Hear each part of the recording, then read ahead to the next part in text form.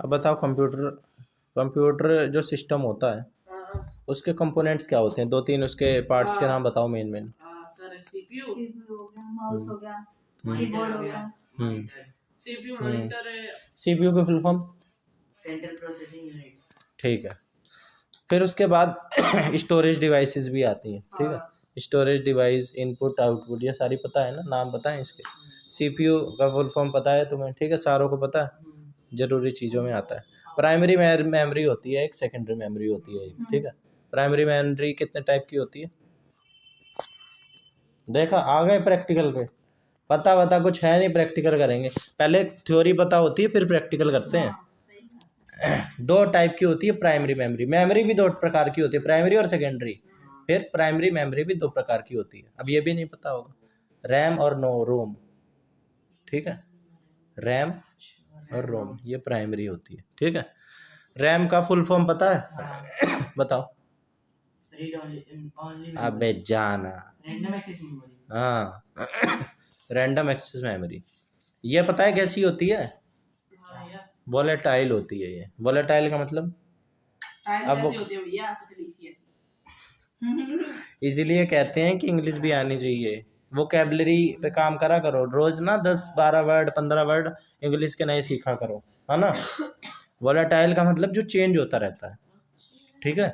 ये परमानेंट नहीं होती है। जैसे तुम कंप्यूटर बंद करोगे लैपटॉप, तो अभी जो जो सिस्टम तुमने खोल रखे हैं वो तो मिनिमाइज वगैरह तुम कर लोगे, ठीक है, सेव है।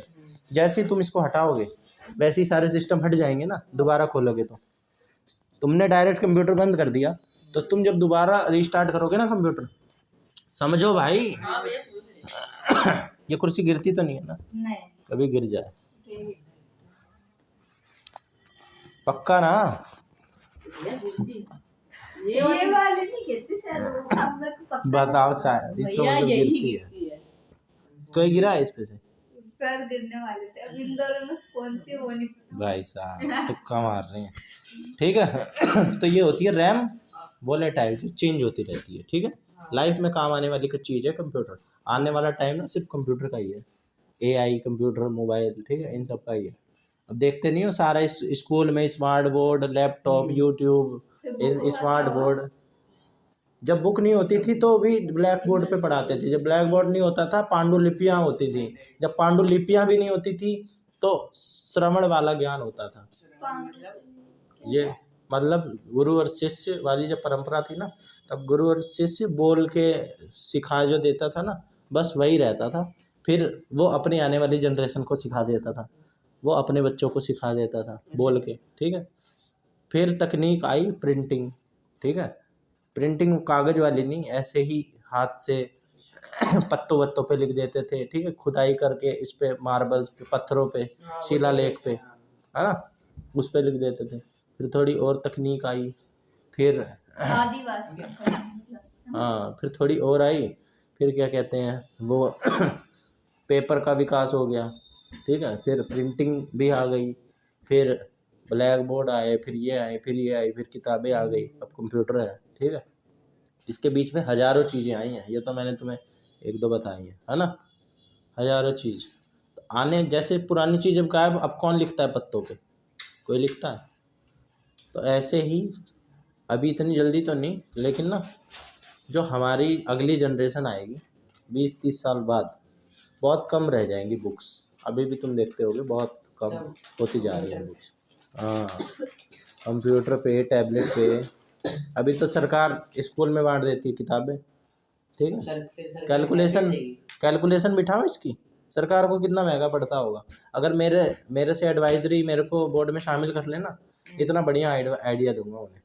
ये एक किताब एनसीईआरटी है, ये एनसीईआरटी में पता है कितने कितने दिमाग लगते हैं एक बुक छापने में।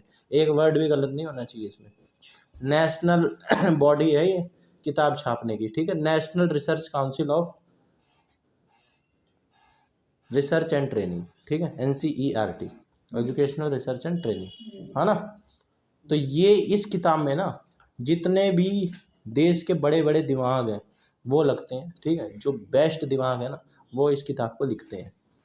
और ये जो तुम्हारी किताब है ना, ये किसी ने थोड़ी सी पढ़ाई कर ली, पीएचडी कर ली, उसने लिखी है, तो इसकी वैल्यू ना कुछ नहीं है। अब तुम इसकी वैल्यू ये खरीदी होगी किताब तुमने, ये तुम किताब तुमने खरीदी होगी, कितने की आती है ये किताब? 200-300। इस हिसाब से इस हिसाब से ये किताब ना 2000-3000 की आनी चाहिए, 2000-3000 की कम से कम भाई, कम से कम। उसकी तो कीमत ही नहीं है उसमें उसमें पूरी टीम लगी है, इसको एक मास्टर ने लिख दिया है, ठीक है, उसमें पूरी टीम लगी है। ऐसी ऐसी कितनी किताबें लोग छाप छाप के घूमते रहते हैं, ये सारी ठीक है, लेकिन एनसीईआरटी नहीं हर कोई छाप सकता है। तो सरकार फिर भी मान लो तुम इसकी कम से कम कॉस्ट भी मान लो 200-300 ही मान लो, ठीक है। पेपर की क्वालिटी एक उसकी कॉस्ट तो होती है ना, मैन्युफैक्चरिंग कॉस्ट तो होती है ना, मान लो वो वाली कॉस्ट में हटा दी, मैन्युफैक्चरिंग कॉस्ट तो आई होगी। अब एक बच्चों को, तुम्हारे पास कितने सब्जेक्ट? 6 सब्जेक्ट हैं, कुछ सब्जेक्ट की 2-2 किताबें भी हैं, है ना। तो एक बच्चे को ऑन एन एवरेज 10 किताब मिलती होंगी, ऑन एन एवरेज, ठीक है, मान लिया 10 किताब के हिसाब से एक बच्चे पे 1 साल का खर्चा कम से कम 2000 रुपये आ रहा है, अगर 200 रुपये की एक किताब है तो, ठीक है। 2000 तुम्हें नहीं मिली स्कूल से? नहीं, ये तो मैंने खरीदी है। कौन सी क्लास में हो तुम? 9th में हो ना, 8वीं तक मिलती है 8वीं तक मिलती है, 8वीं तक भी 6 से 14 साल के बच्चों की एजुकेशन फ्री है ना, इसलिए 8वीं तक मिलती है, ठीक है, राइट टू एजुकेशन के तहत RT 2009, समझ गए? सुना। हाँ, तो इस हिसाब से एक बच्चे के ऊपर 2000 की हर साल की कॉस्टिंग आ रही है, हर साल, ठीक है, हर साल देनी है ना। फिर उसके बाद वो क्या कहते हैं, दोबारा यूज़ भी नहीं हो सकती, कबाड़े में फेंक देता है बच्चा, है ना। एक बार टैब दे दिया, एक बार अगर बड़े लेवल पे टैब का प्रोडक्शन करा जाए तो सस्ता पड़ता है टैब, ठीक है। अगर ज़्यादा पीसेस, कोई भी चीज़ तुम ज़्यादा मात्रा में बनाते हो, अब तुम अकेले घर पे कोई चीज़ बनाओ, खाना बनाओ मान लो, ठीक है, थोड़ा सा तुम खाना बनाओगे तो उसकी कॉस्टिंग कंपैरेटिवली ज़्यादा आएगी। वहीं अगर तुम 1000 लोगों का खाना बनाओगे तो इकट्ठे बल्क में लोगे सारी चीज़ें, है ना। तुम्हें भाई आटा मिलता होगा 50 रुपये किलो, बल्क में लोगे तो 30 रुपये किलो मिल जाएगा, है ना, 40 रुपये किलो। भाई मैं तो 50 किलो, मैं तो 500 किलो ले रहा हूँ आटा, तुम 1 किलो ले रहे हो, है ना। अब वो दुकानदार एक एक करके 500 बार तौलेगा, मैंने उसका काम आसान कर दिया, मेरे को देगा नहीं वो सस्ते में। तो कोई भी चीज़ ऐसी इकोनॉमिक्स काम करती है, इकोनॉमिक्स भी है इसमें। तो अभी भी अगर सरकार टैब बांटे ना, अभी भी, तो सरकार को टैब सस्ता पड़ेगा बुक के हिसाब से। एक बच्चे पे 2000, ठीक है, और कितने साल, पहली क्लास से लेके 8वीं क्लास तक, 8 साल हो गए, है ना, 16,000, है ना। फिर उसके बाद और भी बहुत सारी, वो रिसर्च की तो मैंने जोड़ी ही नहीं, ठीक है, फंडिंग टीचर को करना, इंस्टीट्यूट को करना, और फिर उसके बाद तुम्हें ज्ञान भी उतना ही मिलेगा जितना सिर्फ उस किताबों के पन्नों पे अक्षर जितने हैं ना, सब सिर्फ उतना ही ज्ञान मिलेगा, सब्जेक्ट लिमिटेड, है ना। टैबलेट दे दिया तो दुनिया भर का ज्ञान है कि नहीं। कैलकुलेशन 18-20 हज़ार की कॉस्ट पड़ रही है सिर्फ लिमिटेड ज्ञान के लिए। हमसे ले कोई एडवाइस है कि नहीं। तो आने वाले टाइम में क्या पता कोई मेरे जैसा दिमाग दे दे, वैसे तो टाइम के साथ अपने आप ही अडेप्ट हो जाती चीज़ें। फिर उसके बाद मेमोरी जो होती है ना, ये नॉन वोलेटाइल होती है, रोम जो होती है, रीड ओनली मेमोरी, ठीक है, ये होती है परमानेंट सेव हो जाती है तुम्हारे जो, हाँ। और रैम सेव, रैम तुम कंप्यूटर बंद करोगे ना तो उड़ जाएगी, डिलीट हो जाएगा जो जो तुमने सिस्टम सेव रखा होगा। तुम चलाती हो कंप्यूटर? चलाती क्यों नहीं, पीछे रह जाओगे, है ना भाई। कंप्यूटर ये है तुम्हारे पास, लैपटॉप चलाया करो इसे, देखा करो यूट्यूब इसी पे। इसका है ये, शक्ति का है इसका है तो क्या, मैं क्या कह रहा हूँ भैया, हाथ भी नहीं लगाने देता, लॉक लगा रखा है। तो मंगवा लो अपने पापा से, बोल दो कि ये मैं इससे लैपटॉप मांगती हूँ, ये देता नहीं है, मेरे को एक लैपटॉप ला के दो। सिखाने बैठता सीखती भी नहीं है, ठीक है। फिर उसके बाद आती है प्राइमरी स्टोरेज, कर लिया हमने। फिर उसके बाद सेकेंडरी स्टोरेज। सेकेंडरी स्टोरेज के कुछ एग्जांपल दो। कौन है मेरी क्लास में जो डिस्टर्ब कर रहा है? ऐसे पूछ लीजिए कब होना है क्या सब उठा के बोल दे। काट दे। Secondary memory, secondary storage. Secondary storage जो इसमें हार्ड डिस्क है, ठीक है, इसमें परमानेंट सेव होती है, ठीक है। SD रोम है, ठीक है। डीवीडी चलाई है तुमने, सीडीज। पेन ड्राइव है जो अलग से लगाई जाती हैं इनमें, वो सेकेंडरी मेमोरी डिस्क, ठीक है। ये सारी होती हैं सेकेंडरी स्टोरेज, ठीक है। अब कंप्यूटर में डाटा और इंफॉर्मेशन वगैरह ऐड करने के लिए जो भी डिवाइसेस का हम यूज़ करते हैं उसको पता है क्या कहते हैं? डाटा स्टोर करने के लिए। हाँ, डाटा उसमें ऐड करने के लिए, इंस्ट्रक्शन देने के लिए, इनपुट डिवाइसेस, इंस्ट्रक्शन देने के लिए, जैसे माउस, लैपटॉप, ये कीबोर्ड, ठीक है। इंस्ट्रक्शंस देते हैं ना, है ना। कीबोर्ड है, माउस है, स्कैनर है, वेब कैमरा, ठीक है। ये सब इनपुट डिवाइसेस ही हैं, है ना। फिर उसके बाद मॉनिटर और प्रिंटर, ये किस टाइप के हैं कंप्यूटर के डिवाइस? मॉनिटर और प्रिंटर इनपुट है, आउटपुट है? यार Input है। कॉन्फिडेंस से बोला करो। अबे यार ये प्रिंटर हमें आउटपुट निकाल के दे रहा है ना, छाप के दे रहा है ना प्रिंटर। मॉनिटर हमें डाटा स्क्रीन पे निकाल के दे रहा है ना, प्रोसेस कर रहा है, प्रोसेस CPU में हो रहा है, प्रोसेस करके हमें स्क्रीन पे वो विजुअल फॉर्म में दे रहा है। इतनी सी बात नहीं पता यार, क्या क्या तुम प्रैक्टिकल सीखोगे? Input output. तुम्हें एक भी सवाल का जवाब नहीं दिया बेसिक, ये तो शक्ति को भी पता होगा। फिर उसके बाद सॉफ्टवेयर आता है, एक सॉफ्टवेयर होता है, एक हार्डवेयर होता है, ठीक है। सॉफ्टवेयर कितने टाइप के होते हैं मेन टाइप से? कुछ भी नहीं पता है भाई साहब। कंप्यूटर की किताब प्राइवेट स्कूल में पढ़ रहे हैं, कंप्यूटर की किताब है, 200 रुपये की किताब है। बताओ, हद हो गई कि नहीं हो गई? और इतना एक इस जो लैपटॉप के अंदर सॉफ्टवेयर है, एक तो वो सॉफ्टवेयर जिस पे ये लैपटॉप चल रहा है, जैसे इसमें जो सिस्टम है, कौन सा है ये? कौन सा इसमें सिस्टम है? एंड्रॉइड है, लाइनेक्स है, विंडोज़ है, क्या है? विंडोज़ है। तो ये होता है सिस्टम सॉफ्टवेयर। मैक OS होता है एप्पल का, है ना, मैकबुक, है ना। और एंड्रॉइड फ़ोन में यूज़ होता है, लाइनेक्स होता है ना। ये है सिस्टम सॉफ्टवेयर। दूसरा सॉफ्टवेयर कौन सा होता है, अब तो बता दो। हे भगवान, हार्डवेयर सर। अबे सॉफ्टवेयर की बात कर रहा हूँ। एक तो जिससे लैपटॉप चल रहा है, और एक जो लैपटॉप में जो एप्लीकेशन चल रहे हैं उनका सॉफ्टवेयर। जो गेम चलाते हो वो सॉफ्टवेयर पे ही तो बेस्ड है भाई। वो गेम कैसे चल रहे हैं, वो ऐप कैसे चल रहे हैं, सॉफ्टवेयर उसकी कोडिंग करी जाती है ना। हाँ, कोडिंग। बताओ यार, क्या गुंडा बनेंगे ये सब? समझ गए? एक सिस्टम सॉफ्टवेयर, एक एप्लीकेशन सॉफ्टवेयर। फिर उसके बाद ऑपरेटिंग सिस्टम जो होता है, जो इसमें होता है OS, सबके पीछे OS लगा होता है ना, विंडोज़, है ना। और मैकबुक का मैक OS होता है, ठीक है। लाइनेक्स होता है, और उसका होता है लाइनेक्स में भी हो गया।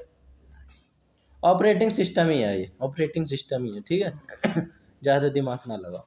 ऑपरेटिंग सिस्टम और डिवाइस ड्राइवर जो होते हैं, ये जो होते हैं ना सिस्टम सॉफ्टवेयर के एग्जांपल है। डिवाइस ड्राइवर, मोबाइल एप्लीकेशन वगैरह जो मैंने तुम्हें बताया, मोबाइल एप्लीकेशन जो होते हैं, है ना, वर्ड प्रोसेसर, स्प्रेडशीट, ये सारे जो होते हैं ना, वर्ड वगैरह जो तुम सीखते हो, ये है एप्लीकेशन सॉफ्टवेयर। फिर उसके बाद आते हैं नेटवर्क्स पे। नेटवर्क के टाइप होते हैं, पैन, लैन, मैन, ठीक है, वैन। सुना है नाम? तुमने कैसे सुन लिया? मैंने भी तो पढ़ा है। तुमने तक तो पढ़ी है। 8 तक कंप्यूटर है? हाँ। 8 के बाद तो ये सारे जो है ना, इन सब का पूरा फुल फॉर्म पता है? इन सब की पैन की फुल फॉर्म? पेन की personal area network. Very good. LAN की? Local local area. और मैन की मेट्रो ऐसे नहीं मेट्रोपॉलिटन एरिया नेटवर्क। वैन की वाइल्ड एरिया नेटवर्क। है वाले वाइल्ड वाइल्ड। वाइल्ड जंगली area network. Wide area network. हाँ वाइल्ड वाइल्ड वाइड भाई वाइड। साउंड तो एक से। हाँ साउंड तो एक जैसा ही है। वाइड मत हो ज़्यादा। वाईफाई का फुल फॉर्म पता है? वाईफाई का वायरलेस वायरलेस ऐसे कुछ। फिडिलिटी। ठीक है, तो ये जो वाईफाई और ब्लूटूथ होते हैं ये पता है वायरलेस कम्युनिकेशन की टेक्निक हाँ। है ना। ब्लूटूथ अपने आप कनेक्ट हो जाता है ना वायरलेस, तार की ज़रूरत ही ख़त्म। सभी चीज वायरलेस हो गई। फिर उसके बाद मल्टीमीडिया के बारे में कुछ पता है? मल्टीमीडिया, अबे मल्टीमीडिया में ये सारी चीज़ें ही तो आ जाती हैं, images, videos, audios, animation, multimedia में ही तो आ जाता है। मीडिया की तो बहुत सारे टाइप हैं, तभी तो नाम है इसका मल्टीमीडिया।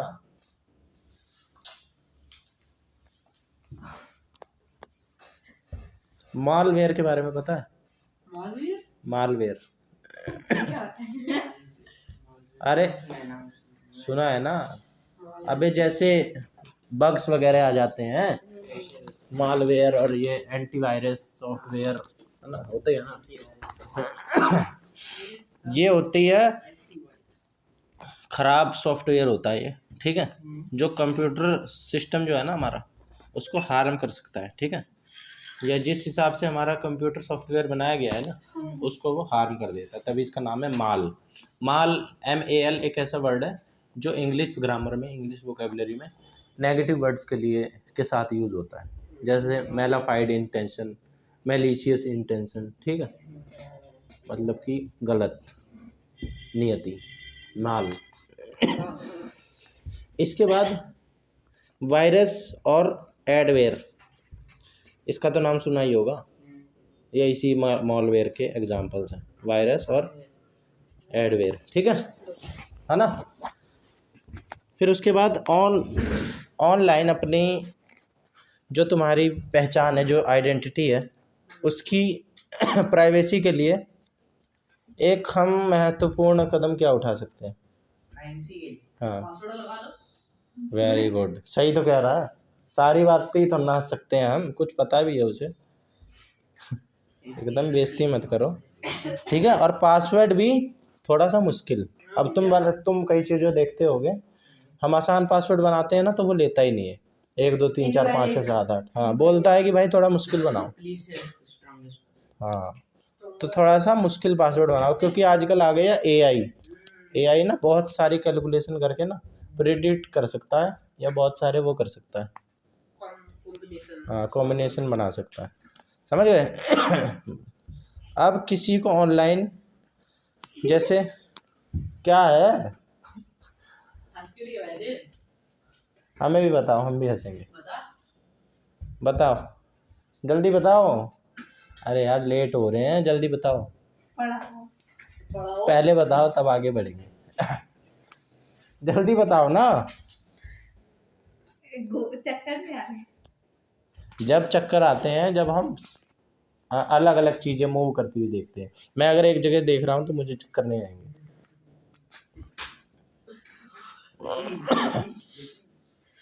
अब किसी को ऑनलाइन, जैसे कई बार तुम परेशान करते होगे लोगों को रिक्वेस्ट भेज भेज के, ठीक है, पीछे स्टॉक करते होगे दूसरों की आईडी, ठीक है,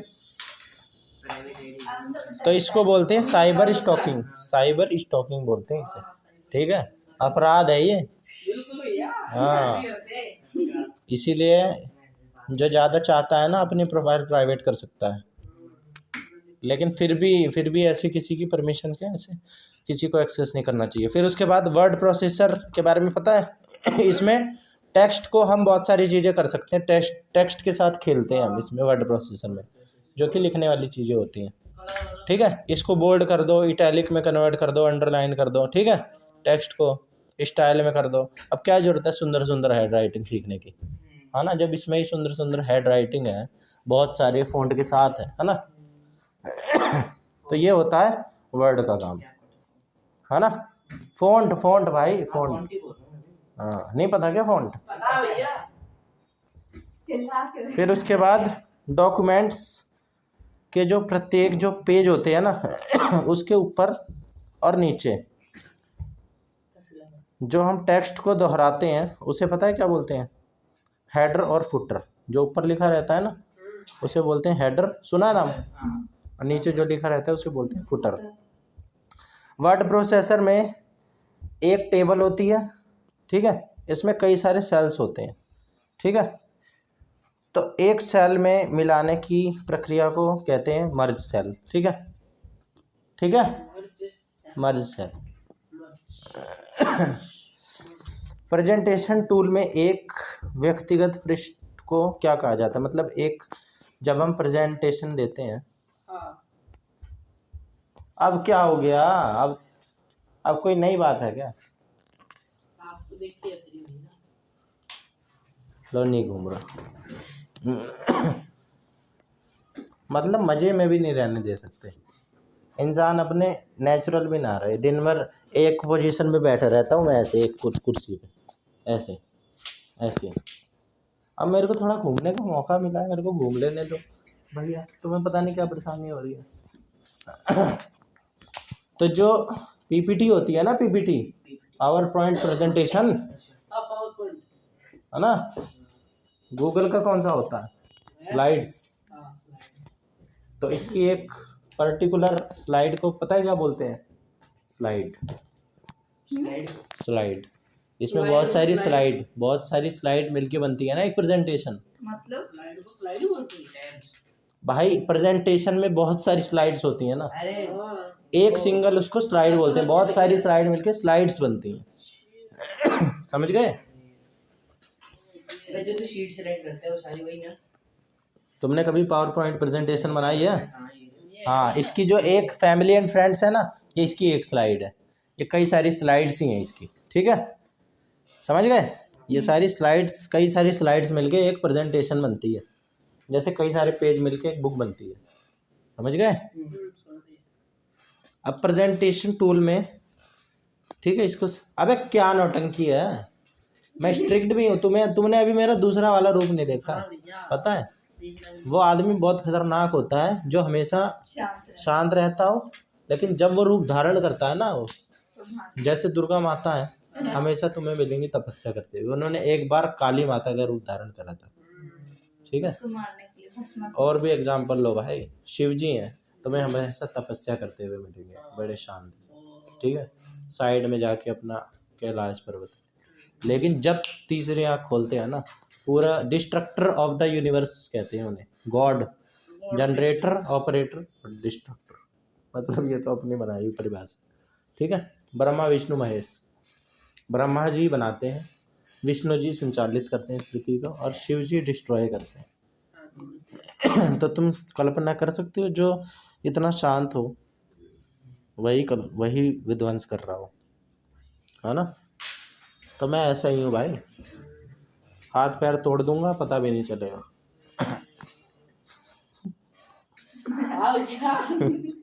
अरे इतना भी नहीं हो यार, मैं बोलना डराने के लिए बोल रहा हूँ। मैं तो बड़ा यार सीधा शरीफ बच्चा हूँ। सब कहते हैं होते नहीं। तुम्हारे स्कूल में तो बहुत ऐसे ऐसे लोग हैं। क्या तुम्हारे स्कूल के बहुत मैंने वो सुनी है, किससे? कहानियां है ना, किससे? मैंने भी सुनी है। तो स्लाइड को देखने के बहुत सारे व्यू हो सकते हैं, ठीक है। जैसे नॉर्मल व्यू, एक एक करके तुम देख रहे हो, नॉर्मल व्यू है, ठीक है।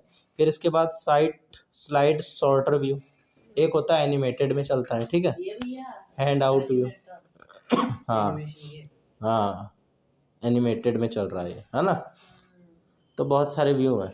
ये प्रैक्टिकल ही हो रहा है भाई, तुम्हारा हो रहा है ना प्रैक्टिकल। स्प्रेड शीट पे आते हैं अब। स्प्रेड शीट प्रोग्राम में, स्प्रेड शीट है तुम्हारे में? स्प्रेड शीट प्रोग्राम में एक एकल सिंगल फाइल को, जिसमें एक या अधिक वर्कशीट होती हैं, उसे क्या कहा जाता है? वर्कबुक, ठीक है। अब अबे सुन लो, छोड़ो भाई, छोड़ो। स्प्रेड शीट में संख्याओं की एक श्रृंखला को अपने आप ऑटोमेटिक रूप से भरने की जो उसमें फैसिलिटी होती है, उसे बोलते हैं ऑटोफिल। ऑटोफिल। हाँ, तुम्हारे फ़ोन में भी होगा। तो ये एक ऑटोफिल का सॉफ्टवेयर होता है जो उसमें भी होता है, स्प्रेडशीट में भी। ऑटोफिल होता क्या? मतलब तुम आधा ही वर्ड लिखोगे ना, जैसे तुमने लिखा हाँ वो लिख जाते अपने हैं, आप, लिखने ठीक है। से। जैसे तुमने लिखा प्रे लिखा तुमने, तुम लिखना चाहते हो प्रेजेंटेशन, तो प्रेजेंटेशन तुम्हारे में एक वो आ जाएगा, तुम्हारे को एक वो दे देगा। चूज करने को होता है। हाँ, है ना। और मान लो तुम्हें इस पे ऑटो करेक्ट भी होता है एक, तुम्हें कई बार स्पेलिंग नहीं याद है तो तुम्हें स्पेलिंग नहीं याद है, करेक्ट कर देगा। स्प्रेडशीट में सेल A1 और A2 की सामग्री को जोड़ने के लिए फॉर्मूला यूज होता है, ठीक है। A1 + A2 यही फॉर्मूला होता है। A1 स्प्रेडशीट में सम फंक्शन जो होता है, इसका एक काम होता है कि जो हमने सेल सेलेक्ट कर रखे हैं ना, उन सब की जो जो जो जो नंबर है उन सबको ऐड कर देगा वो, ठीक है, जोड़ देगा। स्प्रेडशीट में एवरेज का पता है क्या काम होता है? ये सारे जो फाइनेंस से जुड़े लोग काम करते हैं ना, बैंक में, वो लोग ज़्यादा इसका यूज़ करते हैं स्प्रेडशीट। तुम्हारे टीचर भी करते होंगे, एग्जाम नंबर वगैरह, है ना। एक सेलेक्टेड सेल्स में श्रेणी के संख्याओं का औसत निकालना, उसका होता है एवरेज का काम, ठीक है। एवरेज पता है कैसे निकलता है? हाँ कैसे निकलता है? अरे यार इसे पता सब है लेकिन पता भी नहीं। हाँ पता है, हाँ हाँ ये इसे पता है, ये शब्दों में बयान नहीं कर पाता है ना, Confused. इसका यहाँ तक आके रह जाता है। कंफ्यूज। अब किस श्रेणी में सबसे बड़े वैल्यू का पता लगाने के लिए स्प्रेडशीट फंक्शन का उपयोग करा जाता है? मैक्स। सबसे बड़ी वैल्यू कौन सी है? मैक्स। उसमें मैक्स पे चले जाओ, अपने आप बता देगा, ठीक है। किस श्रेणी में, यानी किस उसमें कैटेगरी में सबसे छोटे मान का पता लगाने के लिए भाई? मिनिमम, मिन, MIN। अब डेटा को ग्राफिक रूप से प्रेजेंट करने के लिए स्प्रेडशीट में कौन से अलग अलग चार्ट के एम्बेडेड किए जाते हैं? उसमें लाइन, पाई, स्केटर, बार और एरिया चार्ट, ये सारे फंक्शंस होते हैं उसमें, ठीक है, स्प्रेडशीट में। इसको ग्राफिक के फॉर्म में तुम कन्वर्ट कर सकते हो। WWW तो सुना ही होगा, फुल फॉर्म भी पता ही होगी। वेट चलो, तुम्हें भी पता थी, वेरी गुड। एक सॉफ्टवेयर एप्लीकेशन, पता है ना अब क्या होता है सॉफ्टवेयर एप्लीकेशन? जो वर्ल्ड वाइड वेब पर सारी जानकारी तक पहुंचने और उसको प्रेजेंट करने के लिए उपयोग किया जाता है, उसे क्या कहते हैं? World wide. हाँ भाई, जहाँ पे हम सारी वेबसाइट को एक्सेस करते हैं, सर्च करते हैं जहाँ पे जाके, तो उस एप्लीकेशन सॉफ्टवेयर को क्या कहा जाता है? Search engine. सर्च इंजन नहीं भाई, सर्च इंजन तो खुद ही अपने आप में एक सर्च बार कहते हैं। वेबसाइट है। अबे उस एप्लीकेशन को क्या कहा जाता है? Web browser. वेब ब्राउज़र, जैसे गूगल का क्या है? क्रोम। ओपेरा मिनी भी एक होता है, ठीक है। हाँ, एप्पल का कौन सा? सफारी है। नहीं, एप्पल का सफारी सर्च इंजन है, मेरे ख्याल से वेब ब्राउज़र ही है चेक कर लेना। तो सब माइक्रोसॉफ्ट का है एज, है ना, है ना।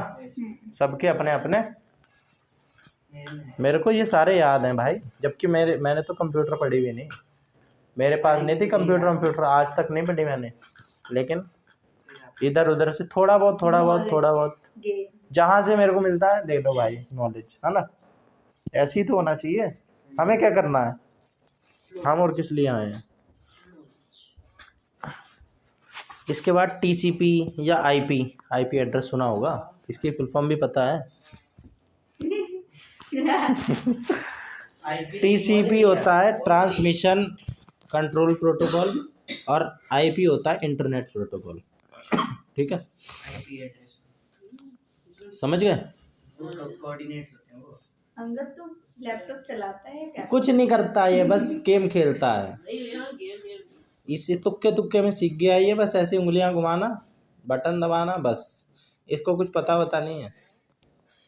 ईमेल जब हम भेजते हैं किसी को, भेजने वाले के लिए उपयोग किए जाने वाले प्रोटोकॉल, एक प्रोटोकॉल के तहत वो भेजा जाता है, उसका नाम पता है?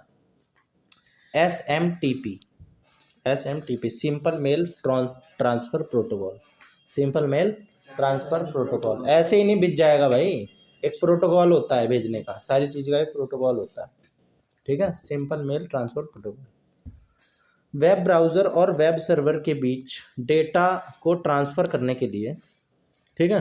अब वेब ब्राउज़र जो हमें वो वेब सर्वर के पास लेके जाएगा ना, तो उसके बीच जो डेटा जो ट्रांसफ़र होता है ना, उसको उपयोग करने वाले प्रोटोकॉल को क्या बोलते हैं? तुमने भी 8वीं तक पढ़ी है, अभी अभी पता चला भाई। HTTP भाई, HTTP hyper text transfer protocol, समझ गए। बैंक ये नॉर्मल यूज़ होता है, बैंक वगैरह और सिक्योर वाले यूज़ करते हैं, ठीक है। HTTP करके यूज़ करते हैं, उसमें ताला लगा रहता है, तुमने कभी देखा होगा, ताला लगा मतलब ताला वैसे। लॉक छोड़ो, वो लंबा टॉपिक है। HTTP का सुरक्षित संस्करण होता है, ठीक है, बस इतना जान लो, जो एनक्रिप्टेड होता है HTTPS, ठीक है, secure hyper text transfer protocol, बस सिक्योर, ये बैंक वगैरह वाले यूज़ करते हैं, जिसका हर कोई एक्सेस नहीं कर सकता भाई। बैंक के पास इतनी सारी जानकारी है कि इसके अकाउंट में कितना रुपया पड़ा है, सबको थोड़ा ना दे देंगे। मान लो तुम्हें पता चल जाए मेरे अकाउंट में पड़े हैं 50 करोड़ रुपए, है ना, तुम तो भाई मेरे को ले लोगे ना निशाने पे, है ना। किडनैप मेरे भाई किसी को किडनैप कर लोगे, तुम्हें तो पता ही है भाई इसके पास इतने हैं, ठीक है, इससे इतने की फिरौती मांगो, ठीक है भाई। 50 करोड़ है, 5 करोड़ तो दे ही देगा, है ना। 1% हुआ 5 लाख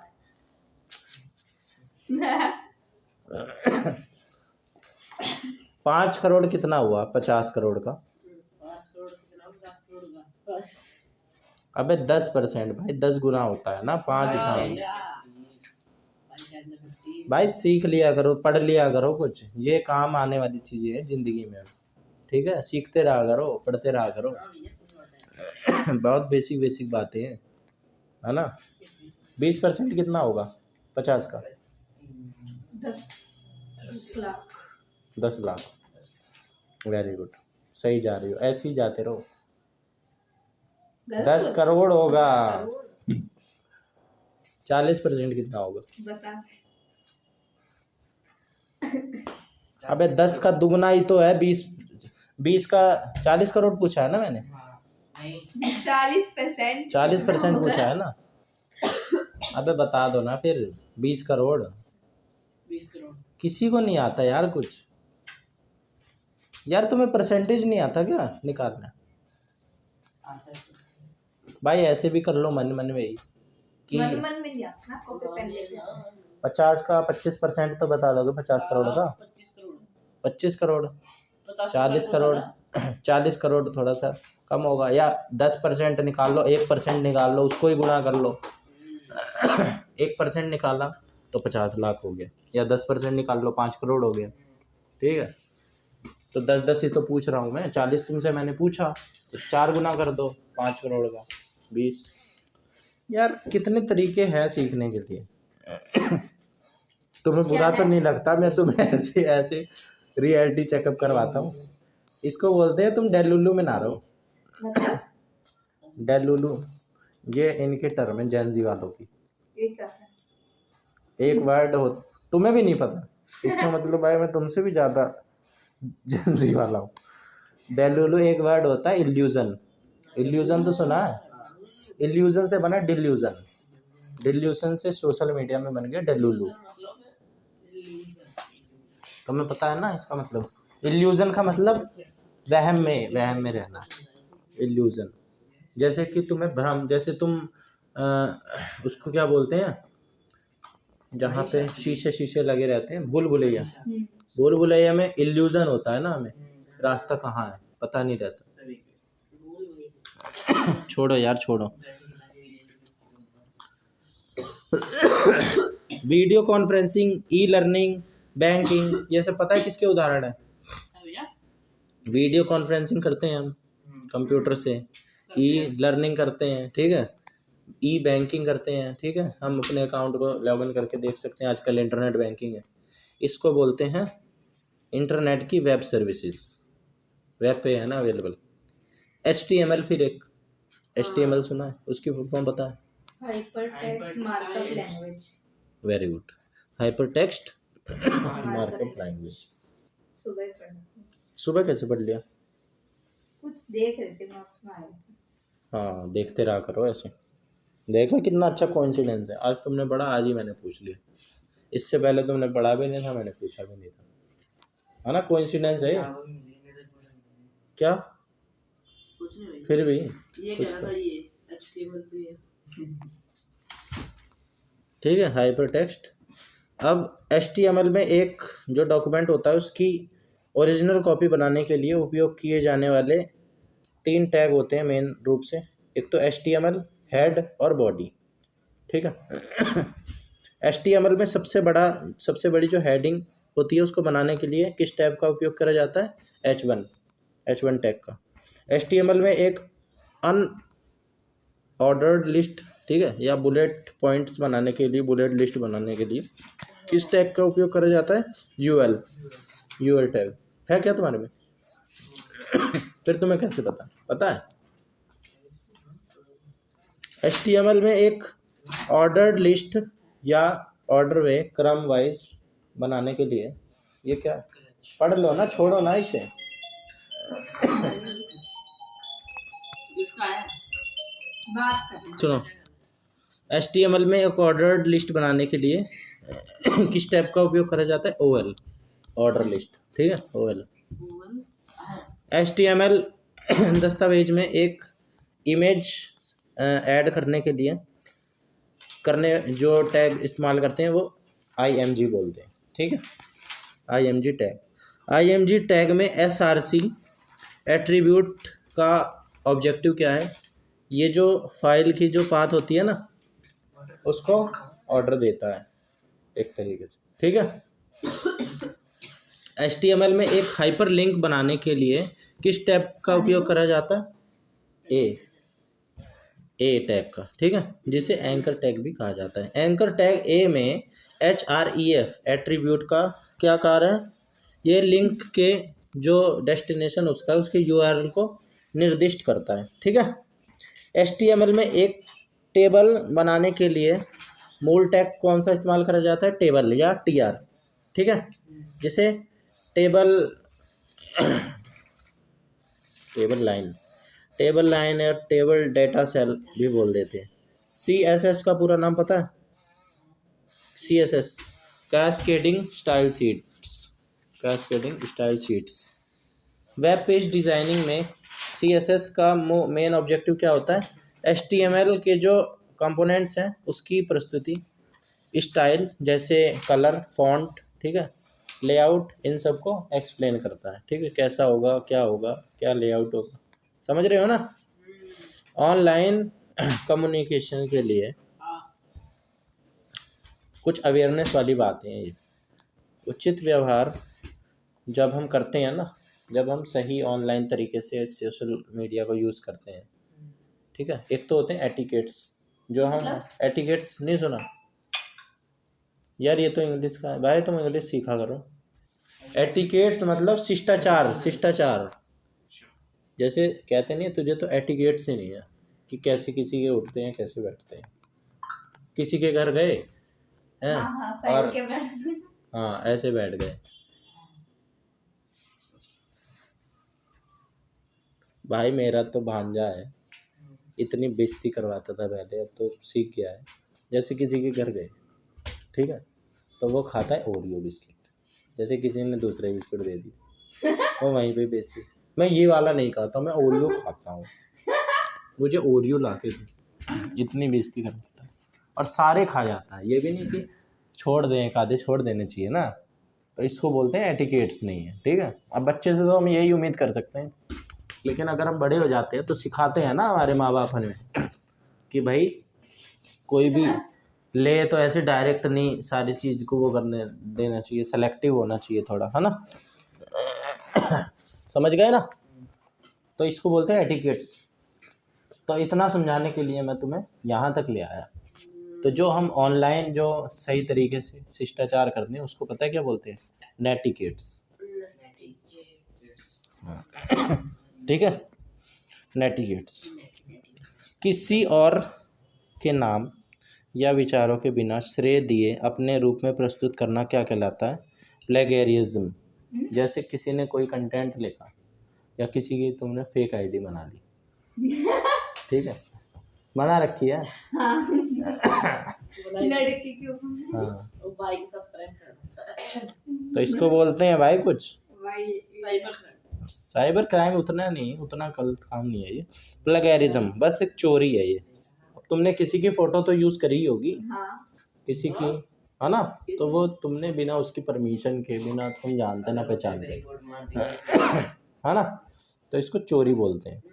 बिना उसकी परमिशन के कोई चीज़ ले लेना उससे, है ना, प्लेगेरिज्म। फिर उसके बाद इंटेलेक्चुअल प्रॉपर्टी राइट्स क्या होते हैं पता है? IPR। ये होते हैं जैसे किसी ने कोई चीज़ लिखी क्रिएटिव, मेरी ओरिजिनल चीज़ है वो, ठीक है। जैसे किसी ने कोई रचना लिखी, कहानी लिखी, ठीक है, कोई पोयम लिखी, कोई आविष्कार करा। अब क्या है, अबे कितने फ़ोन हैं आगे। तो इसको बोलते हैं इंटेलेक्चुअल प्रॉपर्टी राइट्स, ठीक है। जैसे किसी ने कोई चीज़ लिखी, कोई आविष्कार करा, ठीक है, कोई कानूनी रूप से अधिकार है किसी को, ठीक है, इसको बोलते हैं। अबे भाई ध्यान तो दे ले, दे रहे भैया एक मिनट। क्या बोला है मैंने, बताना। भैया इंटरेक्टिव प्रॉपर्टी यही बोलेंगे भैया। ध्यान दे लो। टेक्नोलॉजी तक पहुंच रखने वाले और नहीं रखने वालों के बीच अंतर को क्या कहा जाता है? जैसे सोशल डिवाइड होता है ना, जैसे कुछ लोग अमीर कुछ लोग गरीब, ऐसे ही बहुत सारे लोग हैं जिनके, अब ये चीज़ जो है ना, ये पैसों से भी हो सकती है क्योंकि टेक्नोलॉजी वाली चीज़ें थोड़ी सी कॉस्टली आती हैं, ठीक है। लेकिन एक ये भी हो सकता है कि मान लो किसी के पास बहुत, मान लो पैसों की तो दिक्कत होना, लेकिन कुछ लोगों को ज्ञान ही नहीं है, ठीक है, वो पैसों का भी क्या कर लेगा, है ना।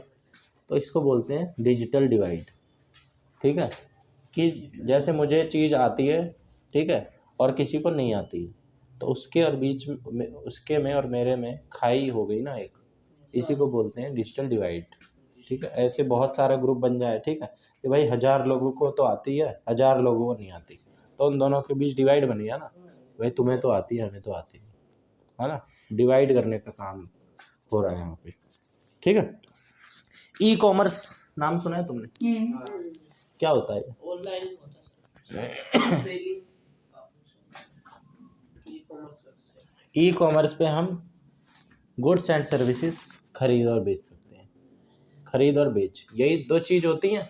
खरीदने और बेचने के लिए केवल दो चीज़ होती है, सेवाएं और वस्तुएं, मतलब गुड्स एंड सर्विसेज, ठीक है। और उसको हम कर भी दो ही चीज़ सकते हैं, तो खरीद सकते हैं, बेच सकते हैं, ठीक है ना।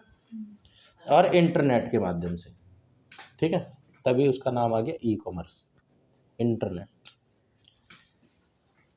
ISP की फुल फॉर्म पता है? Internet service provider.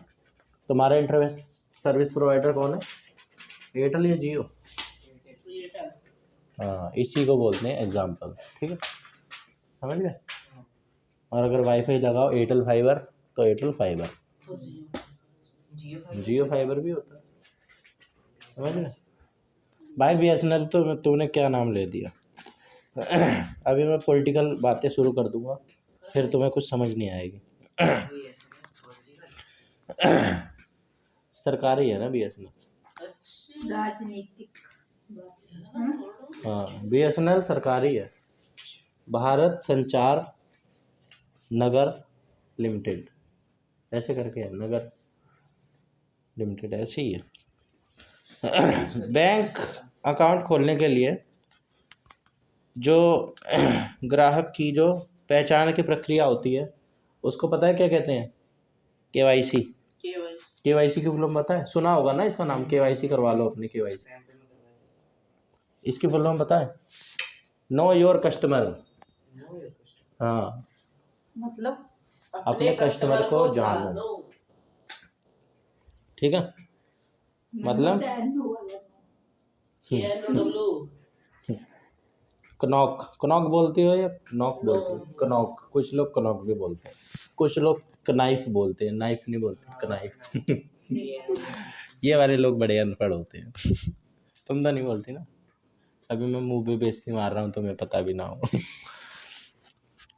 तो भारत सरकार की एक वित्तीय समावेशन योजना है जिसका उद्देश्य प्रत्येक परिवार के लिए बैंक खाते सुनिश्चित करना है। ठीक है, ये कौन सी योजना है? प्रधानमंत्री जनधन योजना भाई, हर एक का अकाउंट खुला होना चाहिए। ठीक है, प्रधानमंत्री जनधन योजना, तुमने सुना नहीं इस योजना का नाम? नहीं भैया। तुम बड़े छोटे रहे होगे।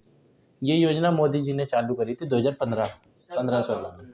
हाँ, गरीब से गरीब। पहले ये था ना हमारे देश में कि पहले ये था हमारे देश में, अबे क्या है, 18 साल से ऊपर वाले को खुलता है ना? क्यों छोटों का भी नहीं। खुलता है? माइनर अकाउंट खुलता है, माइनर अकाउंट। अर्जन खुलता है ना भैया? हाँ, अंडर ग्रेजुएट खुलता है, लेकिन खुलता तो है, खुलता तो है भाई।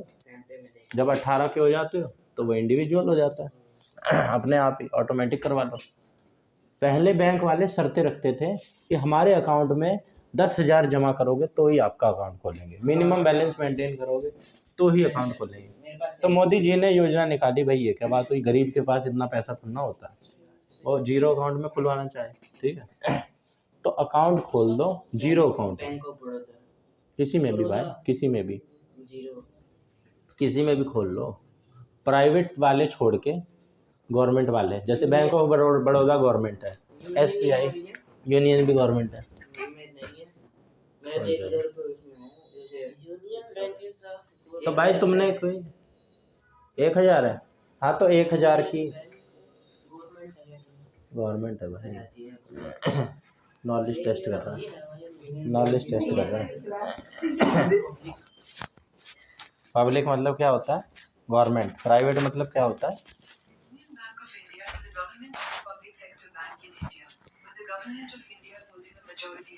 बंद कर दो, बंद कर दो, बंद कर दो। गवर्नर बैंक है ये। तो इसको बोलते हैं प्रधानमंत्री जन धन योजना। ठीक है, इसके बाद एक योजना अपने देश में चलती है, अटल पेंशन योजना।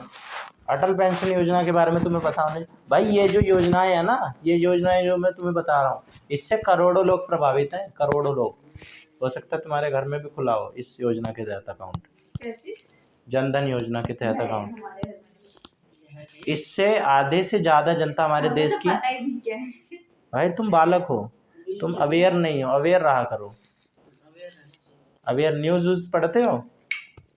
बताओ, न्यूज़ पढ़ा करो डेली 1-2 घंटे। अटल पेंशन योजना एक अनऑर्गेनाइज्ड सेक्टर्स में जो लेबर मजदूर होते हैं ना, जो अनऑर्गेनाइज्ड है, जैसे दिहाड़ी मजदूर, ठीक है, राजमिस्त्री, है ना, केला बेचने वाले, जो तुम्हारी मम्मी बता रहे थे कि पढ़ोगे नहीं तो केला बेच लो, है ना। तो ये किस में हो गए? अनऑर्गेनाइज्ड में, है ना। ऑर्गेनाइज तरीके से काम नहीं कर रहे हैं ना ये। जिसको जो समझ में आ रहा है भाई, भाई आज केला ले आया, आज केला बेच दिया, कल जूस बेच देंगे, हाँ आज भाई केले बच गए तो शेक बेच दे रहे हैं उसी का बना के, है ना, है ना। तो इन्हीं लोगों को सुरक्षा प्रदान करने के लिए पेंशन योजना है। बहुत सारे लोग हैं ना, ये बहुत सारे करोड़ों की संख्या में हैं ये लोग, है ना। हमारे आसपास ये बाजार वाले सब वही तो है ना। तो उनके लिए ही ये योजना है, अटल पेंशन योजना। ठीक है भाई, इनके ये अगर इसमें अकाउंट खुलवा लेंगे ना अटल पेंशन योजना में, थोड़ा थोड़ा इसमें अकाउंट में ये पैसा डालते रहें, और सरकार इनके उसमें थोड़ा थोड़ा ना वो करती रहेगी, ऐड करती रहेगी। हाँ, मतलब कि अपने आप अमाउंट की वो बढ़ती रहती है ना, जैसे तुम LIC करवाते हो, वो मिलेगा ब्याज। हाँ ब्याज कह लो। फिर उसके बाद एक योजना आती है प्रधानमंत्री सुरक्षा बीमा योजना। ये किस प्रकार का बीमा कवर प्रदान करती है? ये अगर किसी की एक्सीडेंटल मौत हो जाती है ना, तो उसके घर वालों को पैसे देते हैं। हाँ हाँ, या वो बंदा विकलांग हो जाता है, डिसेबल्ड हो जाता है, हाथ कट गया, पैर हाँ, कट काम गया, करने के लिए हाँ नहीं बचता। हाँ, तो उस बंदे को ना तो वो जो बीमा का अमाउंट है वो दे दिया जाता है, ठीक है। फिर उसके बाद एक योजना आती है प्रधानमंत्री जीवन ज्योति बीमा योजना। जीवन ज्योति बीमा योजना ये एक ऐसी योजना है जो किसी भी कारण से मृत्यु को कवर करती है, चाहे नेचुरल हो जाए, ठीक है, चाहे कुछ भी हो जाए, न कैसे भी मौत हो गई, जीवन ज्योति बीमा योजना, ठीक है। फिर उसके बाद इंटरनेट का अगर हम उपयोग करके अपने बैंक खाते का प्रबंधन करते हैं तो उस सेवा को क्या कहा जाता है? नेट पे अगर हम बैंक अकाउंट को अपने मैनेज करते हैं, बैंक को अकाउंट को मैनेज करते हैं, उसे क्या कहते हैं? अबे इंटरनेट बैंकिंग। GUI का पूरा नाम पता है? गेम दुनिया भर का खेलते हैं, पता एक चीज नहीं है। ग्राफिकल यूजर इंटरफेस, सबसे ज्यादा ग्राफिक्स उसी में यूज। हाँ पता कुछ नहीं है। वर्ड प्रोसेसिंग में और कई सारे वर्ड प्रोसेसिंग में स्पेलिंग वगैरह और ग्रामर वगैरह की गलतियों की जांच करने के लिए ना स्पेल चेक एक टूल होता है, उसका यूज़ करा जाता है, ठीक है, स्पेल चेक, ठीक है, जिसमें अगर तुम स्पेलिंग की मिस्टेक करोगे या ग्रामर की मिस्टेक करोगे तो वो सही कर देगा, ठीक है। जैसे ही की जगह शी लगा दिया, ठीक है, इसके जगह आर लगा दिया, है ना, प्रेजेंट टेंस की जगह प्रेजेंट परफेक्ट टेंस लगा दिया। टेंसेस आते हैं, प्रेजेंट परफेक्ट टेंस का स्ट्रक्चर बताओ। Present perfect. हाँ, टेंसेस भी पढ़ाऊंगा तुम्हें एक दिन, ठीक है। मैं तुम्हें बातों बातों में पढ़ा देता हूँ, तुम्हें पता चलता है, तुम्हें इतनी देर में कितनी कितनी सारी चीज़ें तुम्हें पता नहीं थी, पता चली बातों बातों में। अब तो बता दोगे, अब तो बता दोगे इनपुट डिवाइस, आउटपुट डिवाइस और HTML, primary storage, secondary storage, है ना। स्प्रेडशीट को सेल में स्प्रेडशीट में सेल को कैसे एड्रेस करते हैं, मतलब कैसे बुलाते हैं उसको? कॉलम या अक्षर या पंक्ति की संख्या में, जैसे A1 B2, ठीक है, ऐसे नाम रख देते हैं उसका, है ना, A1, है ना। अब उसका नाम अलग अलग से थोड़ा ना रखेंगे, ऐसे। इंस्टेंट मैसेजिंग क्या होती है पता है? ये एक प्रकार की ऑनलाइन चैट है जो इंटरनेट पर रियल टाइम टेक्स्ट ट्रांसमिशन प्रदान करता है, जो कि तुम व्हाट्सएप वगैरह पे करते हो, व्हाट्सएप, इंस्टाग्राम, इसको बोलते हैं इंस्टेंट मैसेजिंग, ठीक है। करते सारे काम हो, पता नहीं है कैसे होते हैं, है ना। रिक्वेस्ट भेजते होगे, है ना, फेक आईडी से, है ना। पहले भेजा करता था, तो मैं सुधर गया। पहले भेजा करता था, अब तो लोग मुझे भेजते हैं कि ये किसकी आईडी है, जरा देखें, इतनी सुंदर कौन है ये, है ना। तभी तो ये बातें करता है बन के, है ना, बन के बात करता है अपनी एक्स की आईडी बना के, है ना, है ना। अबे एक्स वो वाला परफ्यूम वाला एक्स, AXE वाला एक्स, भाई तुम कौन सा समझ रहे हो? EX वाला समझ रहे हो क्या तुम एक्स? अरे यार एक्स भाई, एक्स, एक्स की ऐड नहीं देखी क्या? देख के देखना कभी। अभी मत देख, अभी सुनिए। अबे छोड़ो, एक टाइप, ठीक है, ये ऑनलाइन होता है जिसमें मैसेजेस ट्रांसफ़र होते हैं। अब एक प्रेजेंटेशन में स्लाइड्स को ऑटोमेटिक रूप से आगे बढ़ाने के लिए सेट किया जा सकता है, ठीक है, इसको बोलते हैं ट्रांजिशन में सेट कर देना, ठीक है, या स्लाइड टाइमिंग्स। ATM पैसे निकालते हो, कभी भी ATM को ATM मशीन मत बोलना, ठीक है भाई, ATM M में पहले आ रहा है, ठीक है, तुम उसको एग्जेजरेट कर रहे हो। ATM का अपने आप ही ऑटोमेटेड टेलर मशीन नाम है। फुल फॉर्म पता है ATM की? तो दोबारा तुम बता दो। Automatic teller machine. हाँ, टेलर मशीन। टेलर का मतलब होता है गिनना भी एक मतलब होता है टेलर का, अपने आप गिन के वो दे देती है। है ना। HTML फॉर्म में जब जैसे हम यूज़ करते हैं उसे, कई उसमें ऑप्शंस होते हैं, उसमें से केवल एक को सेलेक्ट करने की अनुमति देनी होती है। तो किस प्रकार का इनपुट प्रकार का उपयोग करा जाता है, उसको बोलते हैं रेडियो बटन। ठीक है। चेक बॉक्स भी होता है जिसमें एक या एक से अधिक को अनुमति दी जाती है, उसको बोलते हैं चेक बॉक्स। HTML में टेक्स्ट को सबस्क्रिप्ट जैसे H2O में 2 बनाने के लिए किस टैग का उपयोग करा जाता है, सब टैग।